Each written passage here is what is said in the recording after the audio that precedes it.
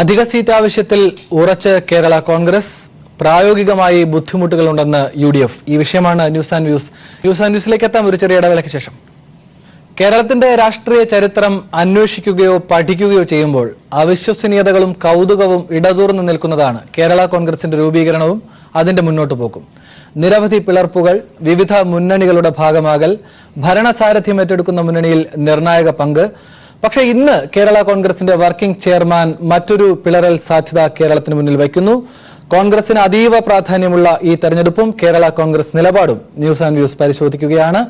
കോൺഗ്രസ് നേതാവ് PM സുരേഷ് ബാബു, ആന്റണി രാജു ജനാധിപത്യ Kerala Congress, PJ Devasya Kerala Congress M, ഒപ്പം M ജയചന്ദ്രൻ മുതിർന്ന മാധ്യമപ്രവർത്തകൻ നമ്മളോടൊപ്പം അതിഥികളായി ചേരുന്നു. ഈ ഘട്ടത്തിൽ ആദ്യം KJ ദേവസ്യയിലേക്ക് പോകുന്നു. കേരള കോൺഗ്രസ് M-നെ പ്രതിനിധീകരിക്കുന്ന നേതാവ് Shri PJ Devasya, PJ Joseph Kerala സമൂഹത്തിന് മുന്നിൽ വയ്ക്കുന്ന ഏകദേശം അരനൂറ്റാണ്ടോളം പിന്നിടുന്ന കേരള കോൺഗ്രസിന്റെ ചരിത്രം ഒക്കെയുണ്ട്. അതൊക്കെ മാറ്റി നിർത്തുന്നു. PJ ജോസഫ് പറയുന്ന ലോക്സഭാ സീറ്റിന്റെ അധിക എണ്ണം അത് കേരള കോൺഗ്രസിന്റെ തന്നെ ഏകകണ്ഠമായ നിലപാടാണോ എന്നാണ് ചോദ്യം. ഏകകണ്ഠമായ സീറ്റ് വേണം എന്നുള്ളത് അതിന് അർഹിക്കുന്നതായ രാഷ്ട്രീയ സാഹചര്യങ്ങൾ ഇന്ന് കേരളത്തിലുണ്ട്. അതുകൊണ്ടാണ് പാർട്ടിയുടെ വർക്കിംഗ് ചെയർമാൻ എന്ന നിലയിൽ അദ്ദേഹം ഈ കാര്യം സൂചിപ്പിച്ചിട്ടുള്ളത്. മുന്നണികളുടെ ചർച്ച നടക്കുമ്പോൾ സ്വാഭാവികമായും അത് പരിഗണിക്കുമെന്നാണ് ഞങ്ങളുടെ വിശ്വാസം. ശ്രീ KJ ദേവസ്യ, അതിനും അപ്പുറത്തേക്ക് ഒരു നിരീക്ഷണം കൂടി മുന്നിലേക്ക് വയ്ക്കുകയാണ്. നമുക്കറിയാം, ഈ കാലത്തിനിടയിൽ ഒരു കൃത്യമായ രാഷ്ട്രീയ ആശയമോ ക്യാമ്പയിനോ ഒരു പക്ഷേ ഒരു പ്രാദേശിക പാർട്ടി എന്ന നിലയിൽ മറ്റ് സംസ്ഥാനങ്ങളിലുള്ള പാർട്ടികളെ പോലെ കേരള കോൺഗ്രസിന് കേരളത്തിൽ ഉയർത്തിയെടുക്കാൻ കഴിഞ്ഞിട്ടില്ല. പലപ്പോഴും കർഷക ക്ഷേമമൊക്കെയാണ് മുന്നിലേക്ക് വയ്ക്കുന്ന പ്രധാന ആശയം. അവിടെ നമുക്കറിയാം, നിങ്ങളുടെ KCS പോലെയും യൂത്ത് ഫ്രണ്ട് പോലെയും ഒക്കെയുള്ള യുവജന വിദ്യാർത്ഥി പ്രസ്ഥാനങ്ങളുണ്ട്. അവരിലൊക്കെ ചില കൃത്യതയുള്ള നേതൃത്വമുണ്ട്. പക്ഷെ അവർക്കൊന്നും ജോസ് കെ മാണിക്ക് അപ്പുറത്തേക്ക് വളർന്നു വരാനുള്ള സാധ്യത തടയിടുന്നത് കൊണ്ടുള്ള വളരെ മുൻകരുതിയും ജാഗ്രതയോടുമുള്ള ഇടപെടലും പ്രതികരണവുമാണ് PJ ജോസഫിന്റേത് എന്ന് രാഷ്ട്രീയ നിരീക്ഷകർ വിലയിരുത്തുന്നുണ്ട്. PJ ദേവസ്യ, രാഷ്ട്രീയ നിരീക്ഷകർക്ക് ഏത് വിധത്തിലും വിലയിരുത്താൻ കഴിയും. കേരള കോൺഗ്രസിന്റെ ചരിത്രം കൂടി പരിശോധിച്ചുകൊണ്ടാണ്. വളരെ പ്രധാനപ്പെട്ട ലോക്സഭാ തെരഞ്ഞെടുപ്പ് നടക്കുമ്പോൾ വളരെ പ്രധാനപ്പെട്ട UDF നേതൃത്വമുള്ള രാഷ്ട്രീയ പാർട്ടി 2 സീറ്റ് ചോദിക്കുക എന്ന് പറയുന്നത് സ്വാഭാവികമാണ്. പിന്നെ മറ്റ് യുവജനങ്ങളും മറ്റ് പോഷക സംഘടനകളെ സംബന്ധിച്ചുള്ള ഒരു വിലയിരുത്തലിന് വലിയ സമയമല്ലല്ലോ. ജോസ് കെ മാണി ഓടി വന്ന് നേതാവാകുന്ന ഒരാളാണ്. അദ്ദേഹം കേരള കോൺഗ്രസിന്റെ യുവജന സംഘടനയുടെ പടിപടിയായി ഉയർന്ന് കേരള കോൺഗ്രസിന്റെ വൈസ് ചെയർമാൻ സ്ഥാനത്തെത്തിയിട്ടുള്ള MP കൂടിയാണ് അദ്ദേഹം. അത് മറ്റാരും വളരാതിരിക്കാനുള്ളതല്ല. രാഹുൽ ഗാന്ധി ഇന്ത്യ രാജ്യത്തിന്റെ ഏറ്റവും പ്രധാനപ്പെട്ട രാഷ്ട്രീയ പാർട്ടിയായ കോൺഗ്രസിന്റെ പ്രസിഡന്റായി അദ്ദേഹം നടന്നല്ലേ അത് അതിലേക്ക് എത്തിയത്. അപ്പോൾ അതിലൊന്നും വലിയ അസ്വാഭാവികതയില്ല. അപ്പം ബഹുമാനപ്പെട്ട PJ ജോസഫ് പറഞ്ഞ വാക്കുകൾ ഇതുമായിട്ട് കൂട്ടായിക്കേണ്ട കാര്യവുമില്ല. അദ്ദേഹത്തിന് മത്സരിക്കാൻ താല്പര്യമുണ്ടെന്നും ലോക്സഭയിലേക്ക് പോകണം എന്നുകൂടിയുള്ള താല്പര്യം പറഞ്ഞിട്ടുണ്ട്. അതും ഏകകണ്ഠമായി കേരള കോൺഗ്രസ് അംഗീകരിക്കുമോ? അതും കേരള കോൺഗ്രസിന്റെ തീരുമാനമാണോ? അല്ല, അദ്ദേഹം പറഞ്ഞത് അങ്ങനെയല്ല. പാർട്ടി തീരുമാനിച്ചാൽ അദ്ദേഹം മത്സരിക്കുമെന്നേ പറഞ്ഞിട്ടുള്ളൂ. അദ്ദേഹം പ്രഗത്ഭനായ ഒരു MLA ആണ്.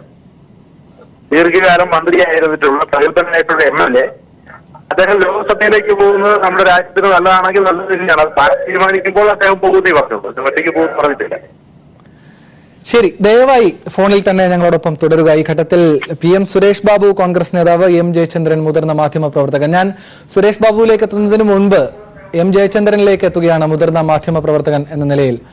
ശ്രീ M ജയചന്ദ്രൻ, നമുക്കറിയാം, നമ്മൾ ഈ വിഷയത്തിൽ ഈ ഘട്ടത്തിൽ ഒരു പരിശോധന നടത്തുന്നത് ഏകദേശം ഒരു അരനൂറ്റാണ്ട് പിന്നിടുന്നു. കേരള കോൺഗ്രസ് കേരളത്തിൽ സാന്നിധ്യം അറിയിച്ചിട്ട് വിവിധ മുന്നണികളിൽ നിർണായകമായ സാന്നിധ്യമായിട്ട്. പക്ഷേ കേരളത്തിന്റെ സമൂഹത്തിന് ആകെ ഒരു വലിയ ആശയം മുന്നോട്ട് വയ്ക്കുന്ന വ്യക്തതയൊന്നും ആ പ്രാദേശിക പാർട്ടി മുന്നോട്ട് വച്ചിട്ടില്ല. പക്ഷേ ചില പ്രാദേശിക തെരഞ്ഞെടുപ്പുകളിൽ നിർണായകമായ സാന്നിധ്യം അവർക്കുണ്ട്. ചില മണ്ഡലങ്ങളിൽ നിന്ന് നിർണായകമായ സാന്നിധ്യവും അവർ ഉറപ്പിക്കുന്നുണ്ട്. അങ്ങനെ ഒരു പ്രാധാന്യം അർഹിക്കുന്നുണ്ട്. ഈ കാലികമായി വളരും തോറും പിളരുമെന്നും പിളരും തോറും വളരുമെന്നും ഒക്കെയുള്ള പ്രസക്തി ഈ ഘട്ടത്തിൽ എങ്ങനെ പരിശോധിക്കപ്പെടുന്നു? ഒപ്പം KJ ദേവസ്യ സൂചിപ്പിച്ചതുപോലെ അത്ര നിഷ്കളങ്കമാണോ കാര്യങ്ങൾ? എങ്ങനെ വിലയിരുത്തുന്നു?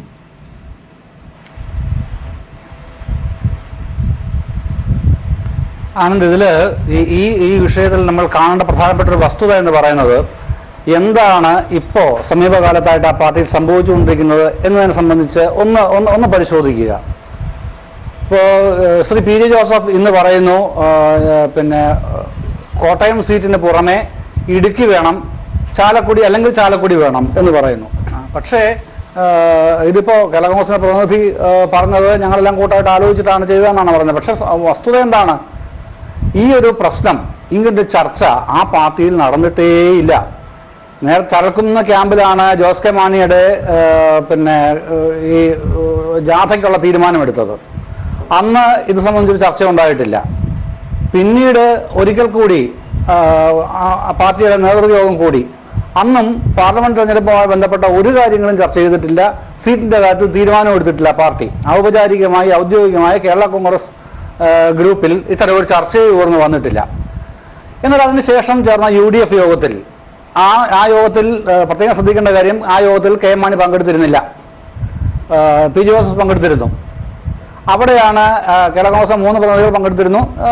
അതിന് നയിച്ചിരുന്നത് പി ജെ ജോസഫാണ്. അവിടെയാണ് അദ്ദേഹം ജോസ് കെ മാണി ഉൾപ്പെടെ പങ്കെടുത്ത യോഗത്തിലാണ് കേരള കോൺഗ്രസിന് 2 സീറ്റ് വേണം എന്ന ആവശ്യം ഉന്നയിക്കുന്നത്. അല്ലാതെ പാർട്ടിയുടെ ആവശ്യം ഉന്നയിച്ചിട്ടില്ല. ഇനിയിപ്പോൾ അതൊക്കെ വരട്ടെ, അതൊക്കെ കഴിഞ്ഞ കാര്യങ്ങൾ. ഇനി നാളെ സംഭവിക്കാൻ പോകുന്ന എന്താണ്? നാളെ ഉഭയകക്ഷി ചർച്ചയാണ്. ഒറ്റ കാര്യം സംഭവിക്കാനുള്ളൂ. നാളെ നിങ്ങൾക്കൊരു സീറ്റേ ഉള്ളത് കോട്ടയം സീറ്റാണ്. അവിടെ ആരെ മത്സരിക്കണമെന്ന് നിങ്ങൾ തീരുമാനിച്ചുകൊള്ളുക എന്ന് കോൺഗ്രസ് നേതൃത്വം, മുന്നണി നേതൃത്വം പറയും, കോൺഗ്രസ് പറയും. ഇന്ന് UDF കൺവീനർ ബെന്നി ബെഹനാൻ പറഞ്ഞ അത് തന്നെയാണ്. അത് പിന്നെ ന്യായീകരിക്കത്തക്കതല്ല. ഈ ഒരു അവകാശവാദം തന്നെ അത് നാളെ ഔപചാരികമായി തീരുമാനിക്കപ്പെടും എന്നിടത്താണ് ഇപ്പോൾ കാര്യങ്ങൾ എത്തി നിൽക്കുന്നത്. അപ്പം പിന്നെ എങ്ങോട്ടാണ് പോകുന്നത്? ഇത് കോടിയേരി ഇന്ന് നിരീക്ഷിച്ചതുപോലെ ഇതിന് പുറകിൽ പിന്നെ രമേശ് ചെന്നിത്തലയാണ് ഈ ഒരു ഭിന്നതയ്ക്ക് കാരണം. പി ജോസഫിനെ ഈ തരത്തിൽ പിന്നെ കാര്യങ്ങളിലേക്ക് കൊണ്ടെത്തിക്കുന്നതിന് കാരണം രമേശ് ചെന്നിത്തലയാണെന്നൊരു വാദം കോടിയേരി ബാലകൃഷ്ണൻ നിരീക്ഷിച്ചിരുന്നു. കേരള കോൺഗ്രസിലെ മിക്ക നേതാക്കളും അത് ശരിവെക്കുന്നുമുണ്ട്. അതേസമയം ഇന്ന് പിന്നെ തൻ്റെ സ്ഥാനാർത്ഥിത്വം നിഷേധിച്ചുകൊണ്ട് പിന്നെ നിഷ ജോസ് കെ മാണി പറഞ്ഞ ഒരു പ്രധാനപ്പെട്ട സംഗതിയുണ്ട്. അതിൽ പറഞ്ഞത് ചുണക്കുട്ടന്മാരുണ്ട്, സ്മാർട്ട് ആൻഡ് നൈസ് പീപ്പിൾ ഉണ്ട്. എവിടെ? പിന്നെ തങ്ങളുടെ പാർട്ടിയിൽ. ഞാൻ മത്സരിക്കുന്നില്ല, ചുണക്കുട്ടന്മാരുണ്ട്, സ്മാർട്ട് ആൻഡ് നൈസ് പീപ്പിൾ ധാരാളമുണ്ട് ഞങ്ങളുടെ പാർട്ടിയിൽ, അവർ മത്സരിക്കാൻ വന്നോളും. അപ്പോൾ പിന്നെ ചുണക്കുട്ടന്മാർ എന്ന് ഉദ്ദേശിച്ച സ്വാഭാവികമായിട്ടും പി ജെ ജോസഫിനാകാൻ വഴിയില്ല എന്ന് ഞാൻ വിചാരിക്കുന്നു. സ്മാർട്ട് ആൻഡ് നൈസ് പീപ്പിൾ എന്ന് ഉദ്ദേശിച്ചതും ഇത് പി ജെ ജോസഫിനെ പോലുള്ള പിന്നെ പ്രായം ചെന്നവരാകാൻ വഴിയില്ല എന്നും നമുക്ക് വിചാരിക്കാമല്ലോ. അപ്പോൾ പിന്നെ ആരാണ്? പിന്നെ പറഞ്ഞു കേൾക്കുന്നത് കോട്ടയത്ത് ഒരു പേരുണ്ട്, ചില പേരുകളുണ്ട്. ആ ചില പേരുകളിൽ പിന്നെ ഇത് ആരൊക്കെയാണ് ഉള്ളത് എന്ന് പരിശോധിച്ചാൽ എങ്ങോട്ടാണ് കാര്യങ്ങളുടെ പോക്ക് എന്ന് മനസ്സിലാവും. പക്ഷേ ചില ആവശ്യങ്ങൾ മറ്റ് പല ഭാഗങ്ങളിലും കേരള കോൺഗ്രസ് ഉയരുന്നുണ്ട്. ഇന്ന് മാത്രമല്ല, സഭാപിതാക്കന്മാരുടെ പിന്തുണ നേടിയ മറ്റ് ചില ചെറുപ്പക്കാരും രംഗത്ത് വരുന്നുണ്ട്. ഉദാഹരണത്തിന് പ്രിൻസ് ലൂക്കോസിനെ പോലുള്ളവർ. പ്രിൻസ് ലൂക്കോസൊക്കെ പിന്നെ KSCയുടെയും യൂത്ത് ഫ്രണ്ടിൻ്റെയും ഒക്കെ സംസ്ഥാന പ്രസിഡന്റായിരുന്നു. ഒ.വി. ലൂക്കോസ് സാറിൻ്റെ മകനാണ്. പിന്നെ ഇന്ദിരാഗാന്ധി AICC പ്രസിഡന്റായിരുന്ന കാലത്ത് 1959 അന്ന് ആർശങ്കറാണ് PCC പ്രസിഡന്റ്. അന്ന് യൂത്ത് കോൺഗ്രസിന്റെ ആദ്യ പ്രസിഡന്റായിരുന്നു ഒ.വി. ലൂക്കോസ് സാർ. അതിനുശേഷം പിന്നീട് അദ്ദേഹം സ്ഥാപക ജനറൽ സെക്രട്ടറിയായി. അദ്ദേഹത്തിന്റെ മകനാണ് പ്രിൻസ് ലൂക്കോസ്. പ്രിൻസ് ലൂക്കോസ് KSCയുടെ പ്രസിഡന്റായിരുന്നു, മറ്റേ ഇതിന്റെ യൂത്ത് ഫ്രണ്ടിന്റെ പ്രസിഡന്റായിരുന്നു. അതേപോലുള്ള ആൾക്കാർ, നിഷ ജോസ് കെ മാണി പറഞ്ഞതുപോലുള്ള ചുണക്കുട്ടന്മാർ അല്ലെങ്കിൽ സ്മാർട്ട് ആൻഡ് നൈസ് പീപ്പിൾ അതുപോലുള്ളവരുണ്ട്. അതേസമയം ചാഴികാടിനപ്പുറത്തുണ്ട്, മറ്റു ചിലരും ഉണ്ട്. അത്തരം പേരുകളും വരുന്നുണ്ട്. ഏതായാലും കോട്ടയം മണ്ഡലവുമായി ബന്ധപ്പെട്ട് പി ജെ ജോസഫിന്റെ പേര് ഉയർന്നു വരുന്നില്ല എന്നുള്ള ശ്രദ്ധേയമായ ഒരു സംഗതി തന്നെയാണ്. തീർച്ചയായും ശ്രീ ജയചന്ദ്രൻ, താങ്കളിലേക്ക് എത്താം. ഇപ്പോൾ PM സുരേഷ് ബാബുവിലേക്ക് കൂടി. ശ്രീ PM സുരേഷ് ബാബു, കേരള കോൺഗ്രസിന്റെ ആഭ്യന്തര കാര്യമാണ് ഇത് എന്ന് താങ്കൾ പ്രതികരിക്കരുത്. അതിനും അപ്പുറത്തേക്ക് നേരത്തെ രമേശ് ചെന്നിത്തലയും മുല്ലപ്പള്ളിയും ഒക്കെ സൂചിപ്പിച്ചതുപോലെ അവരുടെ ആഭ്യന്തര കാര്യമാണ്. പക്ഷേ കോൺഗ്രസിൽ അതിൽ നിർണായകമായി ഇടപെടേണ്ട സാഹചര്യം കൂടി നിലനിൽക്കുന്നുണ്ടല്ലോ. എങ്ങനെയാണ് ഈ ഘട്ടത്തിൽ PJ ജോസഫിന്റെ നിലപാടിനെ താങ്കൾ നോക്കുന്നത്? കാരണം ലോക്സഭയിലേക്ക് മത്സരിക്കാൻ സാന്നിധ്യം അറിയിക്കാൻ താല്പര്യമുണ്ട് എന്നുകൂടി അദ്ദേഹം തുറന്ന മാധ്യമങ്ങളോട് പ്രതികരിച്ചിട്ടുണ്ട്. ഈ ഘട്ടത്തിൽ കോൺഗ്രസിനെ സംബന്ധിച്ച് ഒരു നിർണായകമായ തെരഞ്ഞെടുപ്പ് കൂടിയാണ് കേരളത്തിലും, പ്രത്യേകിച്ച് നമ്മുടെ രാജ്യത്തും. കേരളത്തിൽ നിങ്ങൾ സ്വീകരിക്കുന്ന നിലപാട് എന്തായിരിക്കും എന്നറിയാനും, കേരള കോൺഗ്രസിനെ സംബന്ധിച്ച് നിങ്ങൾ എടുക്കുന്ന സാധ്യതകൾ എന്താണെന്ന് അറിയാനും ഉള്ള ചോദ്യമാണിത്.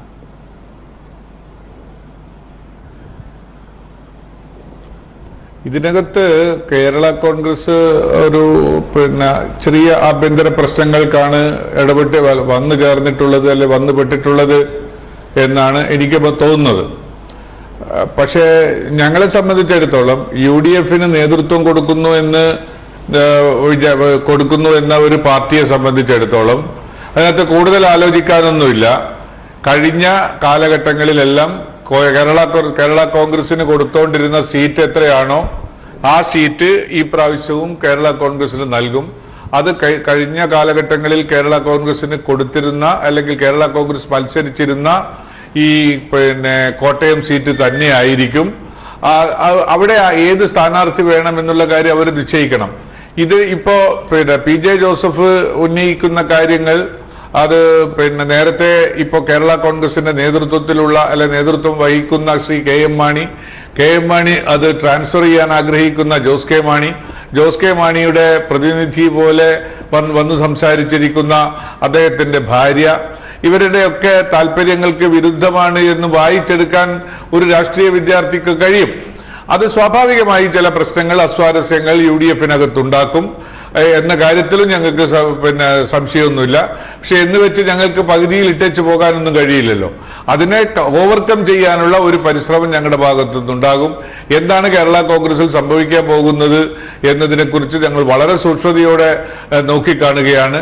ഒരിക്കൽ പോലും കേരള കോൺഗ്രസ് ഞങ്ങളെ സംബന്ധിച്ചിടത്തോളം അനിവാര്യമായ ഒരു രാഷ്ട്രീയ സംവിധാനമാണ് എന്ന് വെച്ച് ഒരിക്കൽ അവർ തീരുമാനിച്ച് പുറത്തുപോയവരാണ്.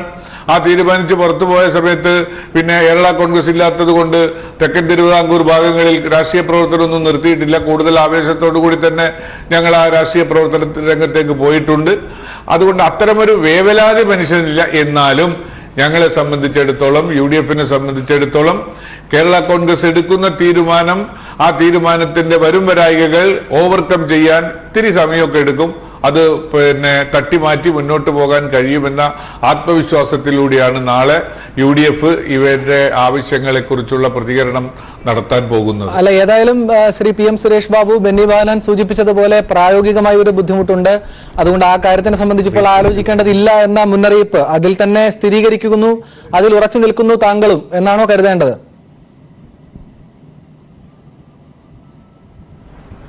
അധിക സീറ്റ് എന്ന ആവശ്യത്തിൽ ശ്രീ സുരേഷ് ബാബു, ഇന്ന് UDF കൺവീനർ പ്രതികരിച്ചിട്ടുള്ളത് അധിക സീറ്റ് എന്ന വിഷയത്തിൽ ഒരു രീതിയിലും ഇപ്പോൾ പ്രായോഗികമായി സപ്പോർട്ട് ചെയ്യാൻ കഴിയുന്ന അവസ്ഥയല്ല, അത് മനസ്സിലാക്കണം കേരള കോൺഗ്രസ് എന്ന മുന്നറിയിപ്പ് കൂടിയാണ് അദ്ദേഹം നൽകുന്നത്. നാളെ ഇപ്പോൾ UDF ചേരുമ്പോഴും ആ തീരുമാനമായിരിക്കും. അതിന്റെ ഒരു സ്ഥിരീകരണം തന്നെയാണ് താങ്കൾ ഈ ചർച്ചയിലും വയ്ക്കുന്നത് മുന്നോട്ട്.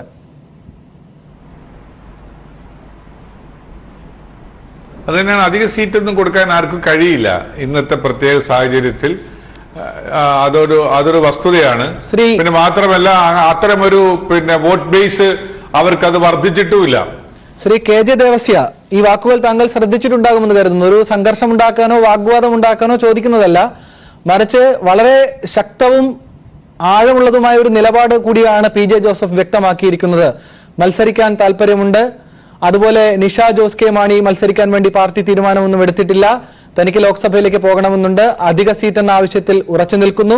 ഇടുക്കിയോ ചാലക്കുടിയോ തന്നെ മത്സരിക്കാൻ വേണം എന്ന് കോൺഗ്രസിന് മുന്നിൽ, പ്രത്യേകിച്ച് UDF-ന് മുന്നിൽ അവതരിപ്പിക്കും. അവരത് കേൾക്കും എന്ന് കരുതുന്നു. താങ്കളും ഈ ചർച്ചയിൽ ഞങ്ങളോട് പ്രതികരിച്ചു തുടങ്ങുന്നത് ഇത് കേരള കോൺഗ്രസിന്റെ ഏകകണ്ഠമായ തീരുമാനം എന്ന് തന്നെയാണ്. ഇപ്പോൾ PM സുരേഷ് ബാബു പറഞ്ഞത് താങ്കൾ കേട്ടുകാണും. അതിസൂക്ഷ്മമായി കേരള കോൺഗ്രസിനെ അവർ നിരീക്ഷിക്കുന്നു. പക്ഷേ ഈ ഘട്ടത്തിൽ അധിക സീറ്റ് എന്ന ആവശ്യത്തിനോട് ഒരു നിലയിലും പോസിറ്റീവായി ഇടപെടാൻ കഴിയുന്ന സാഹചര്യമല്ല കേരളത്തിൽ ഉള്ളത് എന്നാണ് PJ ദേവസ്യ. അല്ല, അത് സ്വാഭാവികമായിട്ടും ആ പ്രസ്ഥാനത്തിന്റെ ഒരു പ്രതിനിധി പറഞ്ഞത് ശരിയാണ്. കാരണം സീറ്റ് ചർച്ച പൂർണ്ണമായി കഴിഞ്ഞിട്ടില്ലല്ലോ. അപ്പോ കോൺഗ്രസിന്റെ പ്രതിനിധി പറയേണ്ടത് അദ്ദേഹം പറഞ്ഞിട്ടുള്ളൂ. അപ്പോൾ കേരള കോൺഗ്രസിനുള്ളിൽ ഞാനൊരു സംശയം ചോദിക്കുകയാണ്. കേരള കോൺഗ്രസിനുള്ളിൽ ഇതുമായി ബന്ധപ്പെട്ട ഒരു ചർച്ച നടന്നിട്ടില്ല എന്ന് നേരത്തെ M ജയചന്ദ്രൻ മാധ്യമപ്രവർത്തകൻ ചൂണ്ടിക്കാണിച്ചത് ശരിയാണോ? ഈ ചർച്ചകളൊന്നും നടക്കാതെ ഇങ്ങനെ പരസ്യമായി നിങ്ങളുടെ വർക്കിംഗ് ചെയർമാന് പറയാൻ കഴിയുമോ? ഓരോ രാഷ്ട്രീയ പാർട്ടികൾക്കും നടക്കുന്ന ചർച്ചകളും അവിടെ എടുക്കുന്ന അഭിപ്രായ പ്രകടനങ്ങളും എല്ലാം പുറമെ പറയാൻ പറ്റും. അല്ല, പരസ്യമായി പറഞ്ഞല്ലോ, നിങ്ങളുടെ വർക്കിംഗ് ചെയർമാൻ പരസ്യമായി മാധ്യമങ്ങളോട് പറഞ്ഞല്ലോ. അല്ല, വർക്കിംഗ് ചെയർമാൻ എന്ത് ദോഷം പറഞ്ഞു? അദ്ദേഹം പറഞ്ഞ 2 സീറ്റ് ഒരു പാർട്ടിക്കുണ്ട്. ഒരു പാർട്ടി വളർത്താൻ വേണ്ടിയാണോ ആഗ്രഹിക്കുന്നത്? അവരുടെ പ്രതിനിധികളെ കൂട്ടുക എന്നുള്ളത് തികച്ചും ന്യായമായ ഒരു ആഗ്രഹമാണ്, ആവശ്യമാണ്. അത് അദ്ദേഹം പ്രകടിപ്പിച്ചു എന്ന് മാത്രമേ ഉള്ളൂ. അത് പ്രകടിപ്പിക്കാതിരിക്കാൻ കഴിയൂ. ഇപ്പൊ എല്ലാ രാഷ്ട്രീയ പാർട്ടി UDF-നകത്തും LDF-നകത്തും അതൊരു ആഗ്രഹ പ്രകടനത്തിൽ മാത്രമായി ഒതുങ്ങുമെന്ന് നിങ്ങൾക്കും അറിയാം. അപ്പോൾ അങ്ങനെയല്ല, ഒരു ചർച്ചയുടെ ആരംഭഘട്ടത്തിൽ നമ്മൾ നമ്മുടെ താല്പര്യങ്ങൾ അറിയിക്കും. അതിനുശേഷം സാധ്യതകൾ പരമാവധി പരിശോധിക്കും. അങ്ങനെയാണ് ഒരു തീരുമാനത്തിലേക്ക് എത്തുക. ആ നിലയിലൊക്കെ ശ്രീ PJ ജോസഫ് പറഞ്ഞ കാര്യങ്ങളൊക്കെ വളരെ കൃത്യമാണ്. അതിനൊന്നും അദ്ദേഹത്തിന്റെ മാത്രം ഒരു ആഗ്രഹമായിട്ട് പറഞ്ഞു. അദ്ദേഹം എന്താ പറഞ്ഞ പാർട്ടി പറഞ്ഞ് ഞാൻ മത്സരിക്കുമെന്നേ പറഞ്ഞിട്ടുള്ളൂ. അങ്ങനെയല്ല എല്ലാ രാഷ്ട്രീയ പാർട്ടിയുടെയും എല്ലാവരും പറയുന്നത്.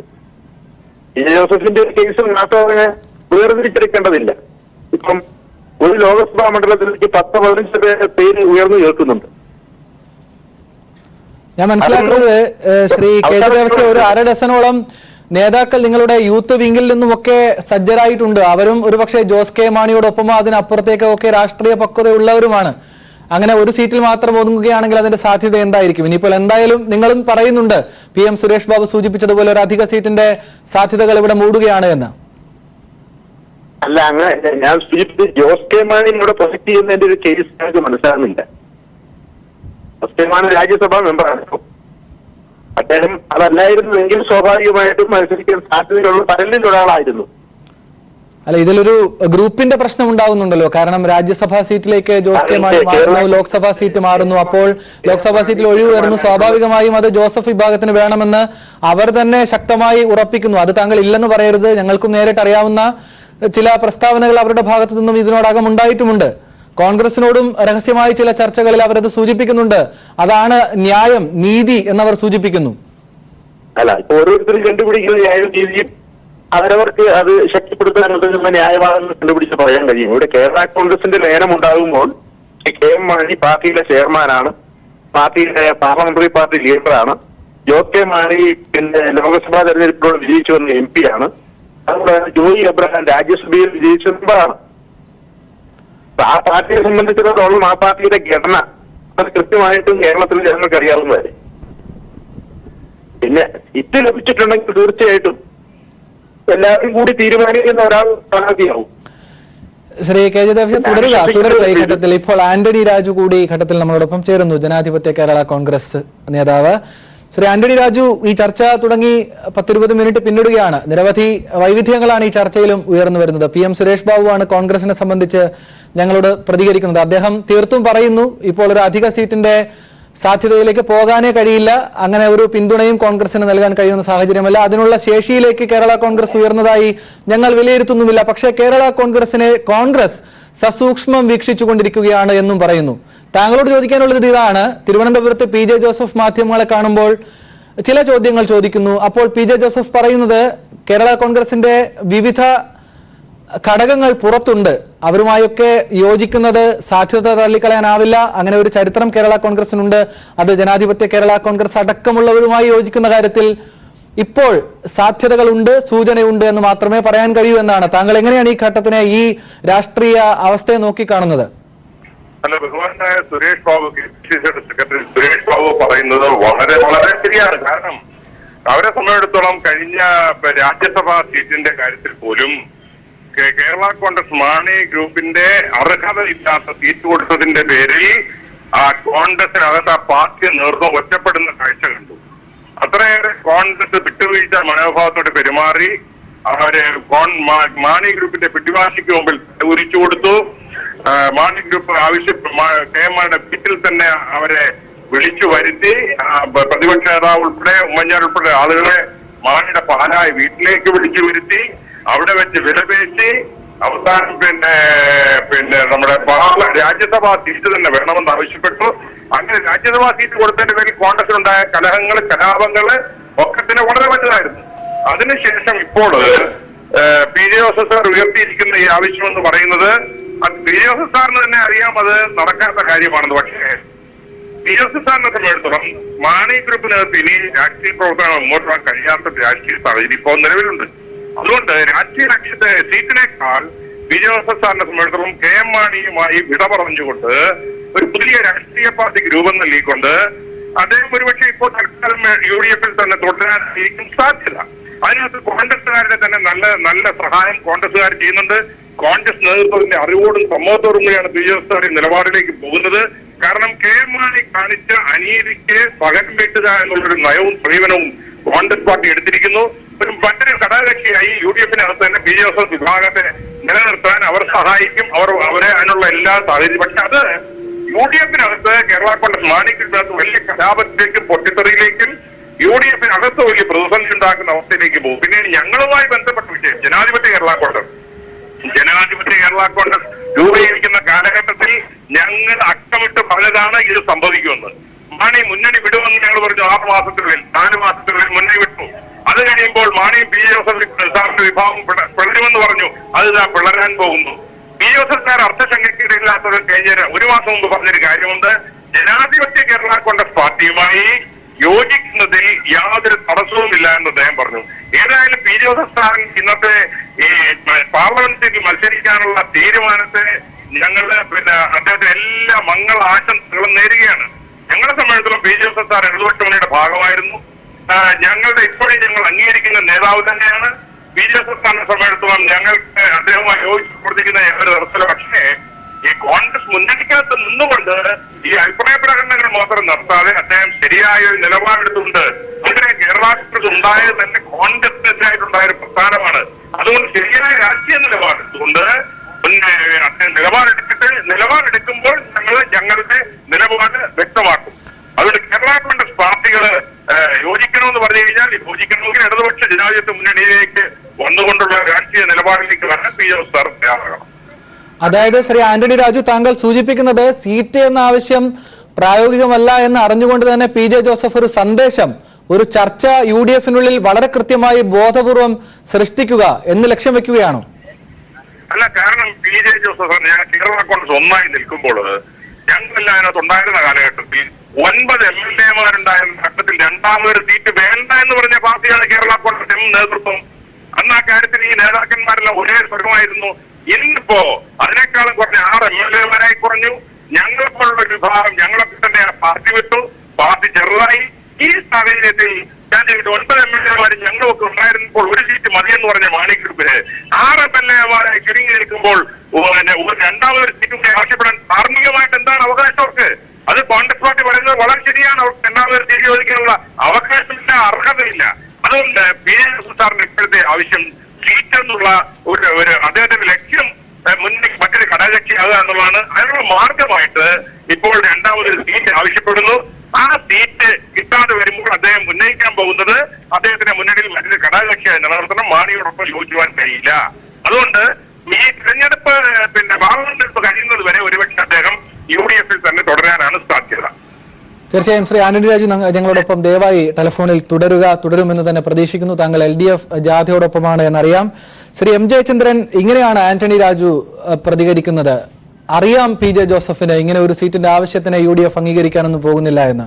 പക്ഷെ വളരെ കൃത്യമായ ഒരു സന്ദേശം, ഒരു അറിയിപ്പ്, ഒരു ചർച്ച UDF-നുള്ളിൽ അത് പ്രത്യക്ഷമായി നടന്നില്ലെങ്കിലും മനസ്സുകളിൽ സൂക്ഷിക്കാൻ വേണ്ടി അദ്ദേഹം കരുതലോടെ ഉപയോഗിച്ചതാണ് എന്നാണ് അദ്ദേഹം പറയുന്നത്. അങ്ങനെയാണോ അതിനെ കാണേണ്ടത്? ഇങ്ങനെ ഒരു സീറ്റ് ആവശ്യം UDF അംഗീകരിക്കാൻ പോകുന്നില്ല, പിന്നെ എന്തിനായിരിക്കണം പി ജെ ജോസഫ് അത് ഉന്നം വെക്കുന്നത്? അത് ജോസ് കെ മാണി എന്ന പുതിയ തലമുറയിലേക്ക് കേരള കോൺഗ്രസിനെ പകർന്നു നൽകുന്നതിനുള്ള വിലങ്ങുതടിയായി പി ജെ ജോസഫ് വളരെ കൃത്യമായി ചൂണ്ടുന്ന വിരലാണോ ഈ ആവശ്യം?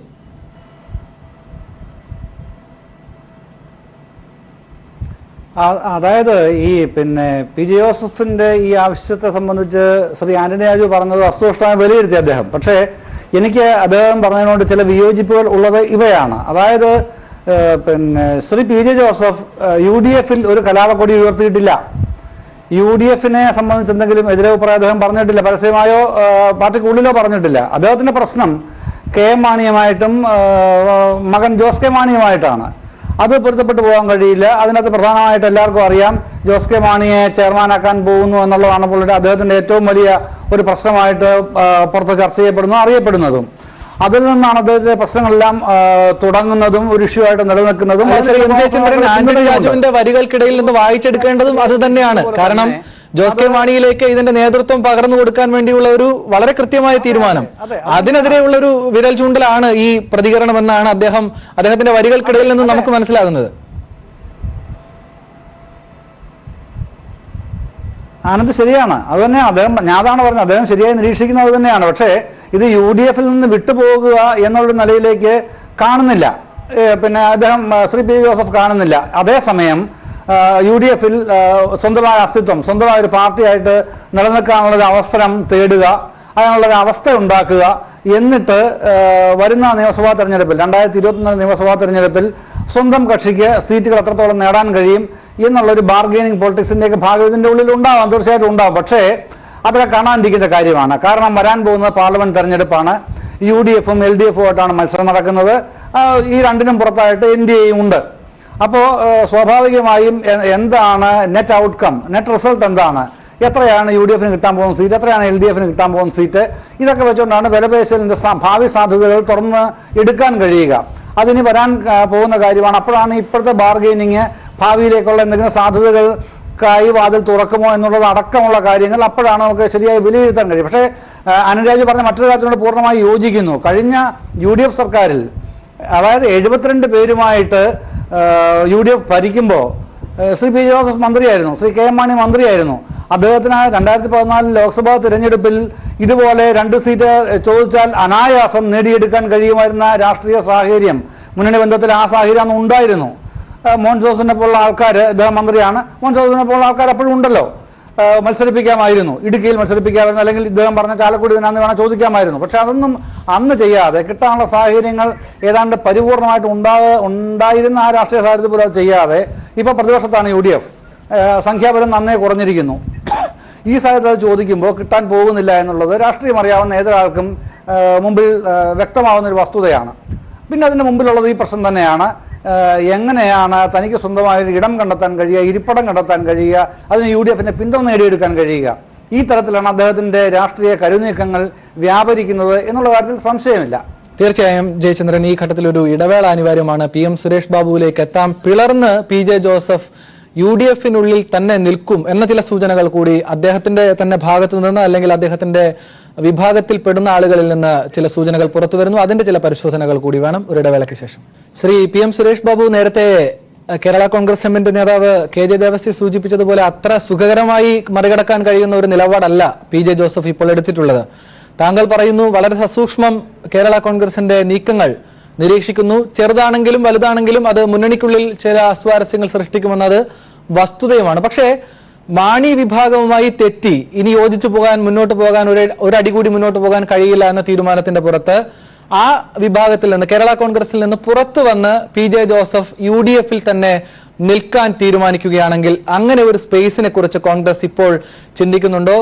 ഇലക്ഷൻ അടുത്തിരിക്കുകയാണ്. എന്തായാലും ആ തീരുമാനങ്ങൾ വൈകാതെ ഉണ്ടാവുകയാണെങ്കിൽ അങ്ങനെ ഒരു സാധ്യത നിലനിൽക്കുന്നുണ്ട്. അതുകൊണ്ട് ആ നിരീക്ഷണം കൂടി കോൺഗ്രസ് നടത്തുന്നുണ്ടോ?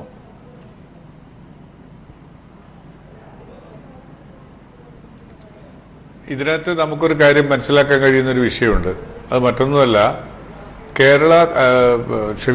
UDF-ലേക്ക് അംഗമാകാൻ, UDF-ൽ ചേരാൻ, UDF-ന്റെ ഭാഗമാകാൻ കുറേയധികം രാഷ്ട്രീയ പ്രസ്ഥാനങ്ങൾ പുറത്ത് പറഞ്ഞിട്ടുണ്ട്. അവരെയൊക്കെ UDF-ൽ അംഗമാക്കുന്നതിനെ കുറിച്ചുള്ള പൊതുധാരണയും UDF-ന്റെ നേതൃത്വത്തിനുണ്ട്. അവരുമായിട്ടൊക്കെ ഉഭയകക്ഷി ചർച്ചകളൊക്കെ നടക്കുന്നുണ്ട്. അങ്ങനെ നടക്കുന്ന സാഹചര്യത്തിൽ UDF-നകത്തേക്ക് ഒരു പുതിയ കക്ഷി വരേണ്ടതില്ല എന്ന നിർബന്ധം ഇന്നത്തെ UDF നേതൃത്വത്തിന് ഇല്ലാത്തതുകൊണ്ട് എന്തെങ്കിലും ഇവൻച്വാലിറ്റി കേരള കോൺഗ്രസിൽ സംഭവിക്കുകയാണെങ്കിൽ കേരള കോൺഗ്രസിന്റെ നേതൃത്വത്തിലുള്ള ശ്രീമൻ PJ ജോസഫ് വേറെ പാർട്ടി ഉണ്ടാക്കിയെന്നു എന്നൊരു സാഹചര്യം വരികയാണ്. അങ്ങനെയൊന്നും സംഭവിക്കില്ല എന്ന് തന്നെയാണ് എൻ്റെ വിശ്വാസം. ഞാൻ അങ്ങനെയൊന്നും സംഭവിക്കരുത് എന്നാണ് എൻ്റെ ആഗ്രഹവും എൻ്റെ ഇഷ്ടവും. പക്ഷെ അങ്ങനെ സംഭവിക്കുന്ന സാഹചര്യത്തിൽ അവരെ മറ്റെന്തിനെങ്കിലും വേണ്ടി കേരള കോൺഗ്രസ് ജോസഫ് വിഭാഗത്തിനെ UDF-ന്റെ ഭാഗമാക്കുന്നതിന് കോൺഗ്രസ് പാർട്ടിക്ക് ഒരു തടസ്സവും ഉണ്ടാകും എന്ന് ഞാൻ കരുതുന്നില്ല. കോൺഗ്രസ് പാർട്ടി ആ കാര്യം മുന്നോട്ട് വെച്ച് UDF-നെ കൊണ്ട് അംഗീകരിപ്പിക്കുന്ന ഒരു സാഹചര്യവും ഉണ്ടാകുമെന്ന് തന്നെയാണ് എൻ്റെ ഒരു. ശ്രീ PM സുരേഷ് ബാബു, ഇക്കാര്യത്തിൽ KM മാണി ഒരു വലിയ മേധാവിത്വം തീരുമാനങ്ങൾ എടുക്കുന്നതിലും നടപ്പിലാക്കുന്നതിലും കേരള കോൺഗ്രസിൽ കാണിക്കുന്നുണ്ട് എന്നൊരു നിരീക്ഷണമെങ്കിലും ഉണ്ടോ? കാരണം നിങ്ങൾ അത് കൃത്യമായി നിരീക്ഷിക്കുന്നുണ്ട് എന്ന് പറയുന്നത് കൊണ്ടാണ്. കാരണം ലോക്സഭാ സീറ്റിൽ നിന്ന് മാറുന്നു, ജോസ് കെ മാണി രാജ്യസഭാ സീറ്റിലേക്ക് പോകുന്നു. ലോക്സഭാ സീറ്റ് അവിടെ ഒരെണ്ണമുണ്ട്. ഇനി അധികമൊന്നും ലഭിച്ചാലും ഇല്ലെങ്കിലും അത് ജോസഫിന് അവകാശപ്പെട്ടതാണ്, അല്ലെങ്കിൽ ജോസഫ് വിഭാഗത്തിന് അവകാശപ്പെട്ടതാണ് എന്ന് അവർ പറയുമ്പോൾ അതിലൊരു നീതിയും ന്യായവും കോൺഗ്രസ് കാണുന്നില്ലേ?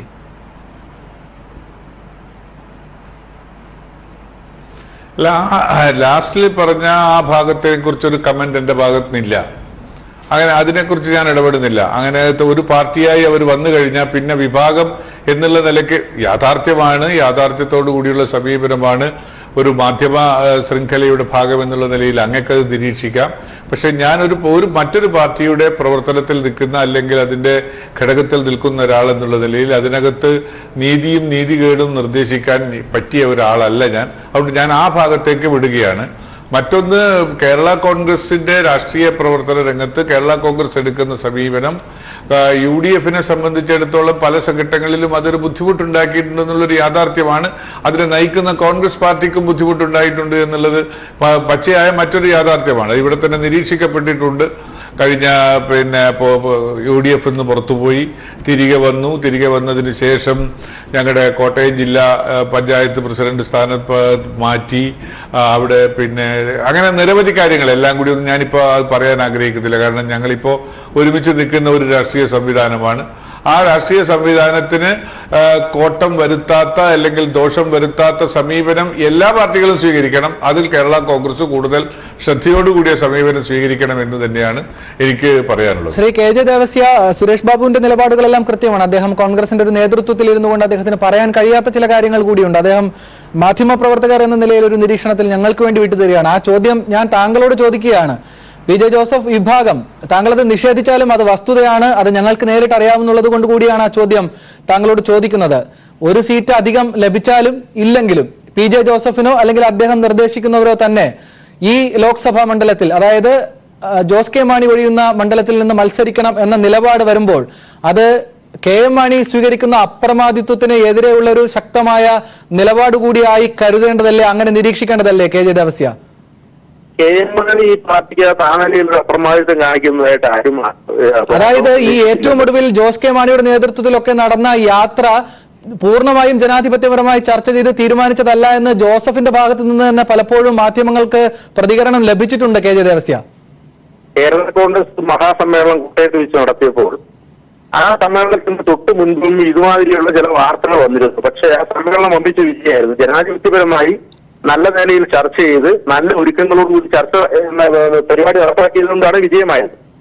അതുപോലെ തന്നെ ഞങ്ങൾ 2 ദിവസം കേൾക്കുന്ന ക്യാമ്പിൽ വെച്ച് വളരെ വിശദമായ ചർച്ച ചെയ്തിട്ടാണ് 14 ജില്ലകളിൽ എല്ലാ കോൺസ്റ്റിറ്റ്യൂൻസിയിലും പങ്കെടുക്കുന്ന രൂപത്തിൽ കേരളയാത്ര നടത്തിയത്. ആ കേരളയാത്ര നല്ല വിജയമായിരുന്നു.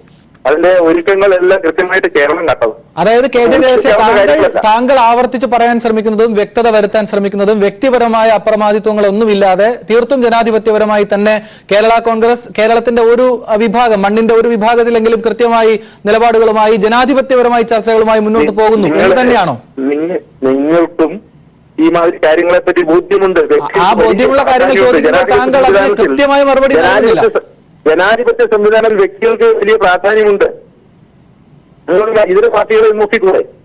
അല്ല, നേരത്തെ ജോസ് കെ മാണിയെ കുറിച്ച് ചോദിക്കുമ്പോൾ എന്തിനാണ് ജോസ് കെ മാണിയെ ബേസ് ചെയ്തുകൊണ്ട് ചോദ്യമെന്ന് താങ്കൾ ചോദിച്ചു. ആ ചോദ്യത്തിന് ഉത്തരം KM മാണിയുടെ മകനാണ് ജോസ് കെ മാണി എന്നുള്ളത് കൊണ്ടാണ്. അങ്ങനെയാണോ വ്യക്തിപരമായ പ്രാഗൽഭ്യം രാഷ്ട്രീയത്തിൽ മുന്നോട്ട് വെക്കേണ്ടത്? KM മാണി പാർട്ടിയുടെ സംസ്ഥാന നേതൃത്വത്തിൽ ഉള്ള ആള്, അദ്ദേഹത്തെ അംഗീകരിച്ചുകൊണ്ടാണ് ഈ പാർട്ടിയിൽ വന്നവരെല്ലാം ഉള്ളത്. ജോസ് കെ മാണി അന്ന് MP ആണ്, അദ്ദേഹം നേതാവ് തന്നെയാണ്, അദ്ദേഹം ഓടിക്കയറി വന്നതല്ല. അതെ, അതുകൊണ്ടാണ് PJ ജോസഫിന്റെ പരിശോധനകളിൽ നിന്ന് ഞങ്ങൾ പറയുന്നത് ഇപ്പോൾ അധികമായ ഒരു സീറ്റ് ലഭിച്ചാലും ഇല്ലെങ്കിലും ഒരു നീതിയില്ലേ, ഒരു ന്യായമില്ല ഒരു രാഷ്ട്രീയ പ്രസ്ഥാനത്തിൽ എന്നാണ്. PJ ജോസഫിന് അങ്ങനെ പരാതിയില്ല. PJ ജോസഫിനെ അനുകൂലിക്കുന്ന ആളുകൾക്ക് അങ്ങനെ ഒരു അഭിപ്രായമുണ്ട്. KJ ദേവസ്യ, ബഹുമാനപ്പെട്ട PJ ജോസഫിന് അങ്ങനത്തെ അഭിപ്രായം ഇല്ല.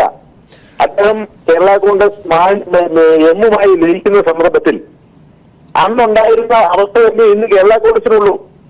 ഒരുപക്ഷെ ഈ നേരത്തെ സംസാരിച്ച PJ ജോസഫിന്റെ കൂടെ ഉണ്ടായിരുന്ന കുറച്ച് പേര് വിട്ടുപോയി, ഫ്രാൻസിസ് ജോർജിന്റെ നേതൃത്വത്തിൽ.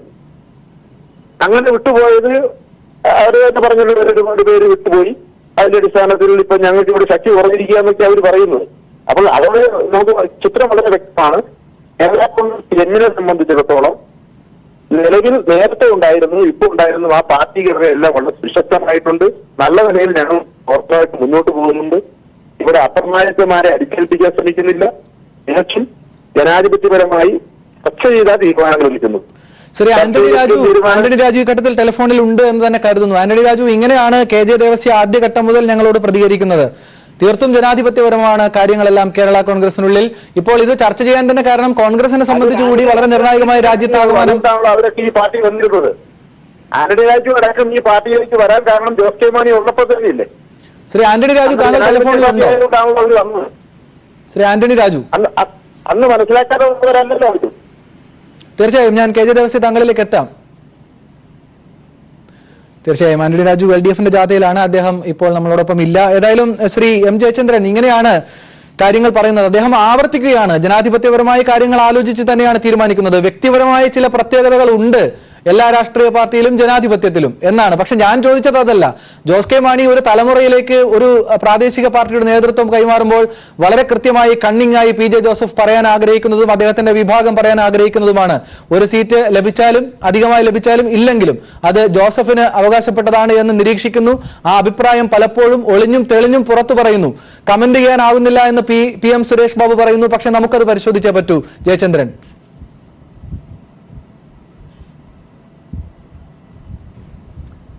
ഒരു ചൊല്ലുണ്ട്, ഏച്ചു വെച്ചാൽ മുഴച്ചിരിക്കും. 10 വർഷം മുമ്പ് എന്താണ് ഈ വിട്ടുപോകുന്നതിന് കാരണം എന്ന് പോലും പറയാനാകാതെയാണ് UDF-ലേക്ക് PJ ജോസഫ് അദ്ദേഹത്തിൻ്റെ പാർട്ടിയുമായിട്ട് മടങ്ങിപ്പോയത്. 10 വർഷം കഴിയുമ്പോൾ KM മാണിയുടെ അപ്രമാദിത്വം, മകൻ്റെ അപ്രമാദിത്വം, ഇതൊന്നും സഹിക്കാനാകുന്നില്ല, അതുകൊണ്ട് അവർ തുടരാനാകുന്നില്ല എന്ന് ഭംഗ്യന്തരേണ പറയുന്നു. അതിന് പുതിയ ന്യായങ്ങൾ പറയുന്നു. പക്ഷേ ശ്രദ്ധിക്കേണ്ട, വളരെ പ്രധാനമായി നമ്മൾ ചർച്ച ചെയ്യേണ്ട മറ്റൊരു വസ്തുത അതിനെ സൂക്ഷ്മാംശത്തിൽ നിലനിൽക്കുന്നുണ്ട്. അതിതാണ്, ഇവിടെ പുതിയ സീറ്റ് വേണം. പുതിയ സീറ്റ് വേണമെന്ന് പറയുന്നത് PJ ജോസഫിന് വേണമെന്നാണ്. PJ ജോസഫിൻ്റെ വിഭാഗത്തിൽപ്പെട്ട മറ്റേതെങ്കിലും യുവാക്കൾക്ക് വേണം എന്നല്ല. അവിടെയാണ് ഞാൻ ചർച്ച ചെയ്യാൻ ആഗ്രഹിക്കുന്നത്. ഈ കേരള രാഷ്ട്രീയത്തിൽ UDF, LDF, UDF-ലെ പുതിയ സ്ഥാനാർത്ഥികൾക്കുള്ള നേതൃക്ഷാമം പല ചർച്ചകളിലും പലരും ഉന്നയിച്ചിട്ടുണ്ട്, ഞാനും ഉന്നയിച്ചിട്ടുണ്ട്. LDF-ലെ ആ ഒരു നേതൃദാരിദ്ര്യം, രണ്ടാം നിര നേതൃദാരിദ്ര്യം ഇല്ല എന്നുള്ളതും പലരും ചൂണ്ടിക്കാണിച്ചിട്ടുണ്ട്. ഇപ്പം ഇവിടെ ഈ പാർട്ടിക്ക് ഒരു സീറ്റ് കിട്ടുകയാണെങ്കിൽ അത് പിന്നെ PJ ജോസഫിന് തന്നെ കിട്ടണം, മത്സരിക്കണം.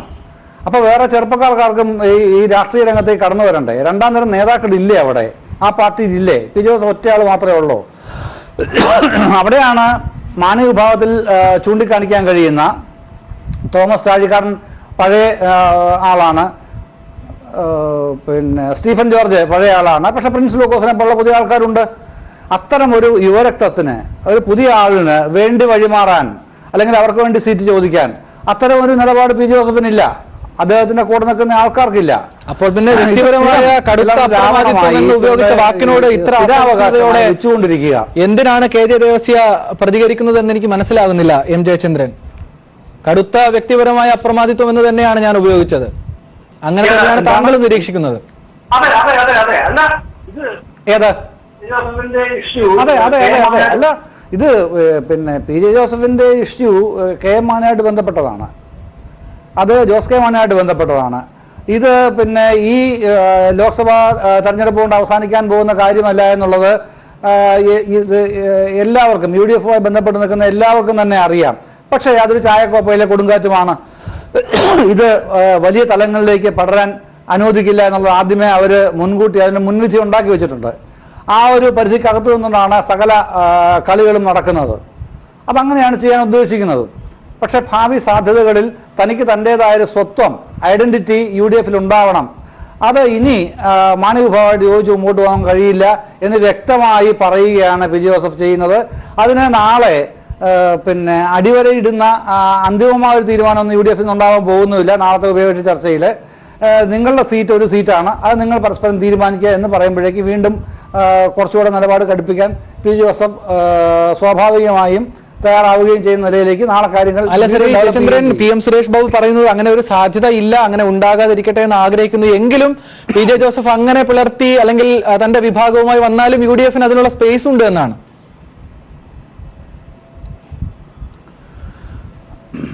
അല്ല, പിളർത്തുന്നില്ലല്ലോ. അദ്ദേഹം വഴി പിരിയുന്നു, KM മാണിയായിട്ടുള്ള വഴി പിരിയുന്നു, UDF-ആയിട്ടുള്ള വഴി പിരിയുന്നില്ല. അദ്ദേഹം UDF തുടരുകയാണല്ലോ.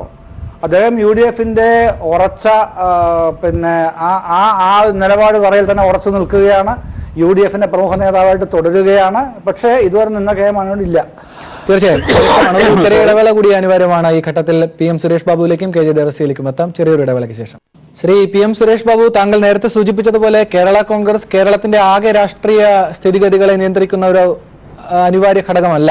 പക്ഷേ പലപ്പോഴും ചരിത്രത്തിന്റെ ഏടുകളിൽ കേരള കോൺഗ്രസ് പല കൗതുകങ്ങളും പഠനവിധേയമാകേണ്ടതുമായ ഘടകമായി നിന്നിട്ടുമുണ്ട്. ഇപ്പോൾ ഈ ഘട്ടത്തിൽ കൊടിയേരിയൊക്കെ സൂചിപ്പിച്ച ചില നിരീക്ഷണങ്ങൾ കൂടി M ജയചന്ദ്രന്റെ വാക്കുകളിൽ ഉണ്ടായിരുന്നു. നേരത്തെ സൂചിപ്പിച്ചപ്പോൾ ഉമ്മൻചാണ്ടിയും രമേശ് ചെന്നിത്തലയും ഇക്കാര്യത്തിൽ സ്വീകരിക്കുന്ന നിലപാടുകൾ കൂടി നിർണായകമാകും. 2 സീറ്റ് എന്ന ആവശ്യം രാഹുൽ ഗാന്ധിക്ക് മുന്നിൽ അവതരിപ്പിച്ചിട്ടുണ്ട്. പോസിറ്റീവായ ഒരു നിരീക്ഷണവും പ്രതികരണവും സമീപനവും AICCയുടെ ഭാഗത്തു നിന്നുണ്ടാകും എന്നുകൂടി PJ ജോസഫ് പ്രതീക്ഷിക്കുന്നുമുണ്ട്. ശ്രീ PM സുരേഷ് ബാബു, ഉമ്മൻചാണ്ടിയും രമേശ് ചെന്നിത്തലയും ഏത് നിലയിലാണ് ഈ കാര്യങ്ങളെ കൈകാര്യം ചെയ്യുന്നത് എന്ന് വ്യക്തമായി ഈ ഘട്ടത്തിൽ പ്രതികരിക്കാൻ താങ്കൾക്ക് കഴിയുമോ?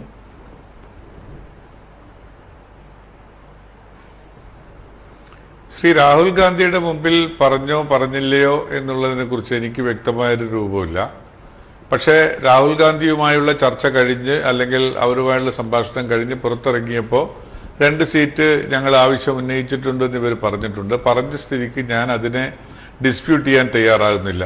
പക്ഷേ ഞങ്ങളുടെ പാർട്ടിയെ സംബന്ധിച്ചിടത്തോളമുള്ള ഒരു സംവിധാനം, അതിൻ്റെ കീഴ്വഴക്കങ്ങളും വെച്ച് ഘടകകക്ഷികളുമായുള്ള സീറ്റ് വിഭജന ചർച്ച ഒരിക്കൽ പോലും ഡൽഹി ആസ്ഥാനമാക്കി, ഡൽഹി കേന്ദ്രമാക്കി ഹൈക്കമാൻഡിന്റെ നേതൃത്വത്തിൽ നടത്താറില്ല. അത് അങ്ങനെ ഒരു സംവിധാനവുമില്ല.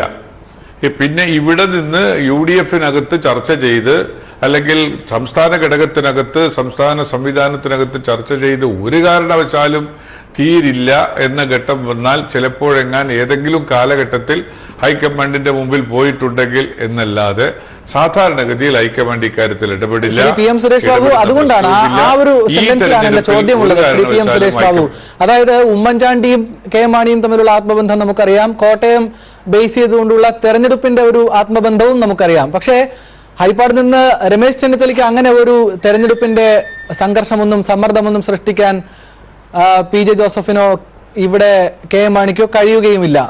അങ്ങനെ ഒരു ഘട്ടത്തിൽ ഇവരെടുക്കുന്ന ഇവരുടെ വ്യക്തിപരമായ ഒരു നിലപാടുകൾ കൃത്യമായും ഒരു ദിശയെ സൂചിപ്പിക്കാൻ വേണ്ടി കഴിയുന്നതായിരിക്കും. താങ്കൾക്കത് തുറന്ന് പ്രതികരിക്കാനാകുമെങ്കിൽ ഒരു പക്ഷേ ഗ്രൂപ്പ് രാഷ്ട്രീയമൊക്കെ വലിയ യാഥാർത്ഥ്യമായി തന്നെ കേരളത്തിന് മുന്നിലുണ്ട് കോൺഗ്രസിനെ സംബന്ധിച്ച്. ഈ ഘട്ടത്തിൽ രമേശ് ചെന്നിത്തല എടുക്കുന്ന നിലപാടും ഉമ്മൻചാണ്ടി എടുക്കുന്ന നിലപാടിനെ സംബന്ധിച്ചുമൊക്കെ ഒരു ഒളിയമ്പ് കൂടി കൊടിയേരിയും ഉന്നയിച്ചിട്ടുണ്ട്. അതിനെ സംബന്ധിച്ചുള്ള താങ്കളുടെ ഒരു പ്രതികരണം എങ്ങനെയാണ്? അതിൽ യാതൊരു തരത്തിലും അതിന് ആ പ്രശ്നം ഉദിക്കുന്നില്ല. ശ്രീ ഉമ്മൻചാണ്ടി, ശ്രീ രമേശ് ചെന്നിത്തല, ശ്രീ മുല്ലപ്പള്ളി രാമചന്ദ്രൻ, ഇവരെ 3 ഫാക്ടേഴ്സാണ് നമ്മെ സംബന്ധിച്ചിടത്തോളം, കോൺഗ്രസ് പാർട്ടിയെ സംബന്ധിച്ചിടത്തോളം. കോൺഗ്രസ് പാർട്ടികൾക്ക് വ്യക്തികൾക്ക് ധാരാളം പ്രാധാന്യം കൊടുക്കുന്ന ഒരു രാഷ്ട്രീയ പാർട്ടി കൂടിയാണ്. അപ്പോൾ അവര് ഒരു തരത്തിലും ഈ കാര്യത്തിൽ കേരള കോൺഗ്രസ് മാണി ഗ്രൂപ്പിനകത്ത് കയറി എന്തെങ്കിലും പ്രശ്നമുണ്ടാക്കാൻ ഒരാളായിട്ട് ഒരു പരിശ്രമവും നടത്തില്ല. അവരുടെ കൺസോളിഡേറ്റഡ് വ്യൂ അത് കോൺഗ്രസിന്റെ വ്യൂ ആയിരിക്കും. ഇവിടെ ഒരു കാരണവശാലും ആഭ്യന്തര കേരള കോൺഗ്രസിന്റെ കാര്യങ്ങളിൽ ഏതെങ്കിലും ഒരാൾ അനുകൂലമായോ പ്രതികൂലമായോ പ്രതികരിക്കുന്ന പ്രശ്നമില്ല. ശ്രീ കോടിയേരി ബാലകൃഷ്ണൻ അത്തരമൊരു പരാമർശം നടത്തിയത് അദ്ദേഹം വഹിക്കുന്ന ഒരു സ്ഥാനത്തിന്റെ നിലവാരത്തിനൊത്തതാണ് എന്ന അഭിപ്രായം എനിക്കിപ്പോ പറയാൻ കഴിയില്ല. അത് ആ നിലവാരത്തിന് ഒത്തതല്ല. ശ്രീ PM സുരേഷ് ബാബു, ചില പൊതു ഇടങ്ങളിലും ചില മാധ്യമ വർത്തമാനങ്ങളിലും ഒക്കെ ഈ ഒരു കാര്യത്തിനെ സംബന്ധിച്ച് പരിശോധിക്കുമ്പോൾ KM മാണി LDF-ലേക്കൊക്കെ പോകാൻ വേണ്ടി ആലോചിച്ചു എന്നും അതിന് കൃത്യമായി തടയിട്ടത് PJ ജോസഫ് ആണെന്നും അതുകൊണ്ട് തന്നെ കോൺഗ്രസിന്റെ സമുന്നതരായ ചില രാഷ്ട്രീയ നേതൃത്വത്തിന് PJ ജോസഫിനോടുള്ള സ്വീകാര്യത അത് അനഭിമതനായി KM മാണി മാറുന്നതിന് കാരണമായിട്ടുണ്ട് എന്നുമൊക്കെയുള്ള വർത്തമാനമുണ്ട്.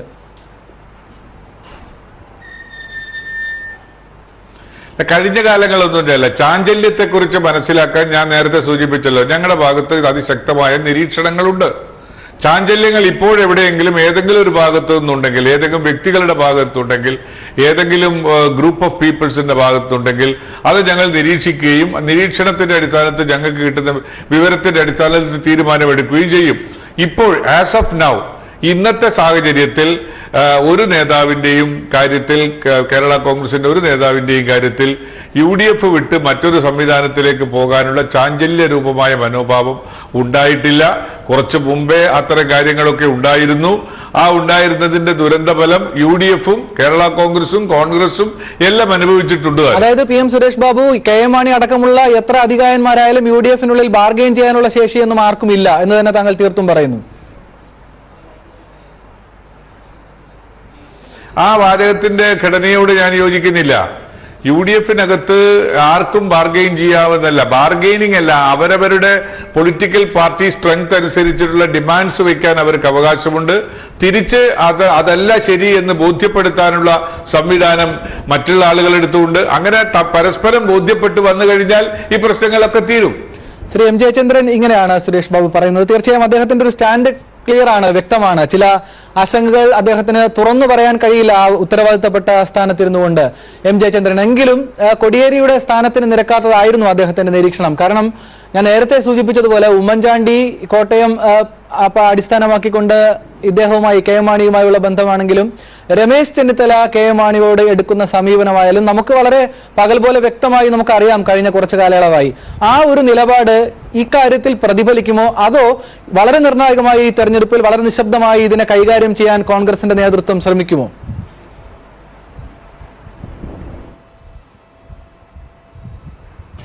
അത് ശ്രീ PM സുരേഷ് ബാബു ഇപ്പോൾ പറഞ്ഞതുപോലെ തന്നെ ഡിമാൻഡ് വെക്കാനായി അവകാശമുണ്ട് ഘടകകക്ഷി നേതാക്കൾക്ക്. അത് അതിൻ്റെ പ്രായോഗികതയിൽ വസ്തുതകളുടെ അടിസ്ഥാനത്തിൽ അത് സംബന്ധിച്ച് വിലയിരുത്തിക്കൊണ്ട് തീരുമാനമെടുക്കാനുള്ള ഉത്തരവാദിത്വം UDF നേതാക്കൾക്കുണ്ട് എന്ന് അദ്ദേഹം പറയുന്നു. ഈ ധനശാസ്ത്രത്തിൽ പറയുമല്ലോ, limitations to the law of demand. അപ്പോൾ ഈ ലോ ഓഫ് ഡിമാൻഡാണ് ഇപ്പോഴത്തെ പ്രശ്നമായിട്ട് അദ്ദേഹവും പറയുന്നത്. അതങ്ങനെ അപ്ലൈ ചെയ്താൽ അപ്പോൾ ഡിമാൻഡ് ഉണ്ടാവുന്നുണ്ട്. ഈ ഡിമാൻഡ് ഉണ്ടാവുന്നുണ്ട് എന്ന് പറയുമ്പോൾ ഇത് കോടിയേരി ബാലകൃഷ്ണനുമായിട്ട് കൂട്ടിക്കുഴക്കേണ്ട കാര്യമില്ല, CPM-ആയിട്ട് LDF-ആയിട്ട് കൂട്ടിക്കുഴക്കേണ്ട കാര്യവുമില്ല. കാരണം ഡിസംബർ 24-ന് കാസർഗോഡ് നിന്ന് ആരംഭിച്ച ജോസ് കെ മാണിയുടെ കേരള കോൺഗ്രസ് പാർട്ടിയുടെ വൈസ് ചെയർമാൻ്റെ യാത്ര എന്നാണ് ഫെബ്രുവരി 15-നാണ് തിരുവനന്തപുരത്ത് അവസാനിച്ചത്. ഈ യാത്രയുടെ മുദ്രാവാക്യം തന്നെ കേന്ദ്ര സംസ്ഥാന സർക്കാരുകളുടെ ജനദ്രോഹ നയങ്ങൾ തുറന്നു കാട്ടുക, UDF-നെ ശക്തിപ്പെടുത്തുക, കേരള കോൺഗ്രസിനെ ശക്തിപ്പെടുത്തുക, ഇതൊക്കെയായിരുന്നു വെച്ചിരുന്ന ആവശ്യങ്ങൾ. യാത്ര കഴിഞ്ഞപ്പോഴാണ്, യാത്ര തീരുന്നതിന് മുമ്പ് തന്നെ ഏതാണ്ട് ഫെബ്രുവരി തുടക്കത്തിൽ തന്നെ കാർമേഘങ്ങൾ ഉരുണ്ടുകൂടാൻ തുടങ്ങി. P ജോസഫിൻ്റെ പൊട്ടിത്തെറികൾ, ആദ്യം ചെറിയ ക്ഷോഭങ്ങൾ, വികാര വിക്ഷോഭങ്ങൾ, പിന്നെ പൊട്ടിത്തെറി, പിന്നെ ഔട്ട് ബേസ്റ്റ്, അങ്ങനെ അത് ഡെവലപ്പ് ചെയ്ത് വരികയാണ്. അപ്പോൾ ഈ യാത്ര നടത്തിയതാണ് ഇപ്പോൾ കുരിശായി മാറിയത് എന്നുള്ള നിലയിലേക്ക് കാര്യങ്ങൾ എത്തിയിരിക്കുന്നു. ശ്രീ KJ ദേവസ്യ, ഏതായാലും നമ്മുടെ ഈ ചർച്ച അവസാനിക്കുകയാണ്. വളരെ വ്യത്യസ്തമാണ് കേരള കോൺഗ്രസിന്റെ ഇതുവരെയുള്ള മുന്നോട്ട് പോകുക. KJ ദേവസ്യ, ഏതായാലും താങ്കൾ ആദ്യം സൂചിപ്പിച്ചതുപോലെ ഇനി ഒരു സീറ്റ് അധികമായി ഉണ്ടായാലും ഇല്ലെങ്കിലും UDF-നെ ഒരു കുരുക്കിലാക്കുന്ന, പ്രതിസന്ധിയിലാക്കുന്ന നിലപാട് കേരള കോൺഗ്രസ് ഒറ്റക്കെട്ടായി സ്വീകരിക്കില്ല. PJ ജോസഫ് അതിന് മുതിരുകയുമില്ല. നിങ്ങൾ ഒരുമിച്ച് തന്നെ മുന്നോട്ട് പോകും. അത്രയും ജനാധിപത്യപരമായ വേദി ഉണ്ട് എന്ന് ഈ ചർച്ച അവസാനിക്കുമ്പോൾ ഉറപ്പിച്ച് അടിവരയിട്ട് താങ്കൾ പറയുന്നു. KJ ദേവസ്യ, തീർച്ചയായിട്ടും ഞങ്ങൾക്ക് പാർട്ടിയെ സംബന്ധിച്ചിടത്തോളം വളരെ നല്ല നിലയിൽ വളരെ രമ്യമായി പ്രശ്നങ്ങളെല്ലാം പരിഹരിക്കപ്പെടും. അങ്ങനെ ഏതെങ്കിലും തരത്തിലുള്ള പ്രശ്നങ്ങൾ ഉണ്ടെങ്കിൽ തെരഞ്ഞെടുപ്പിൽ ഓരോ നിയോജകമുള്ളതിനും ഓരോ സ്ഥാനാർത്ഥികളെ ഉണ്ടാവും. അത് പാർട്ടി തീരുമാനപ്രകാരമായിരിക്കും. അതിൽ ബഹുമാനപ്പെട്ട വിജയൊന്നും യാതൊരു തരത്തിലുള്ള പ്രയാസങ്ങളും ഉണ്ടാകാതെ തന്നെ ആ കാര്യങ്ങളെല്ലാം ശുഭകരമായി തീർച്ചയായും. തീർച്ചയായും വ്യക്തമാണ് താങ്കൾക്ക് ഈ നിലപാട് ഇനിയും ചർച്ചകളിൽ ആവർത്തിക്കാൻ കഴിയട്ടെ. അതിന് കഴിയുന്ന നിലയിലേക്ക് തന്നെ രാഷ്ട്രീയ സാഹചര്യങ്ങൾ കേരളത്തിൽ ഉണ്ടാകട്ടെ എന്ന് പ്രതീക്ഷിക്കുന്നു. ഏതായാലും കേരള രാഷ്ട്രീയത്തിന്റെ ചരിത്രം പഠിക്കുമ്പോൾ തീർച്ചയായും അവിശ്വസനീയതകളും കൗതുകവും ഇടതൂർന്നു നിൽക്കുന്നതാണ് കേരള കോൺഗ്രസിന്റെ രൂപീകരണം.